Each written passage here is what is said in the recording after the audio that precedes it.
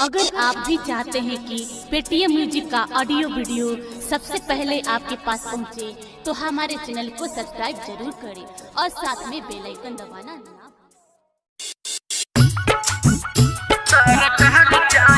भूलें। डीजे कंचन राज, सबके रोजी रोजगार डीजे कंचन राज, हाजीपुर वैशाली। मिक्स भार पल्लवी रिकॉर्डिंग स्टूडियो मछिया मोड़।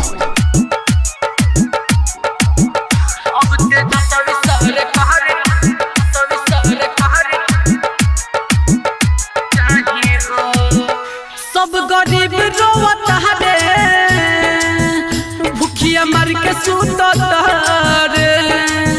सब गरीब रोवत रे, भूखिया मर के सुतत रे। महामारी में तेज रफ्तार चाही हो,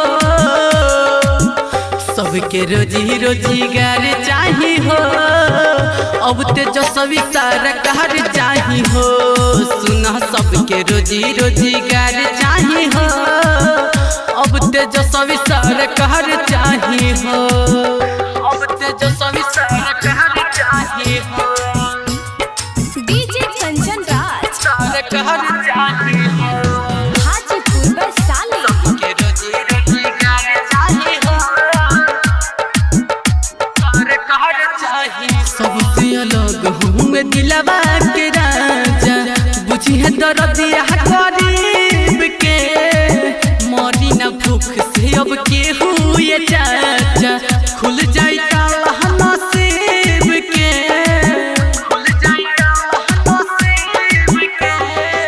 सबसे अलग हूँ दिलवा के राजा, बुझी है दर्दिया गरीब के।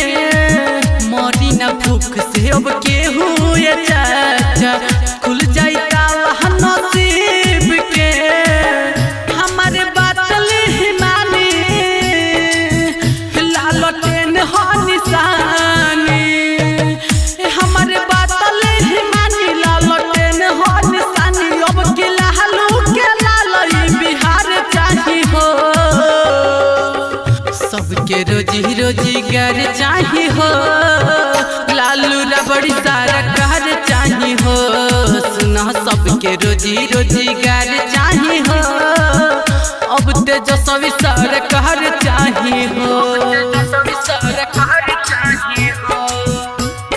डीजे कंचन राज, सरकार चाही हो, हाजीपुर वैशाली। सबके रोजी रोजगार चाही हो, सरकार चाही।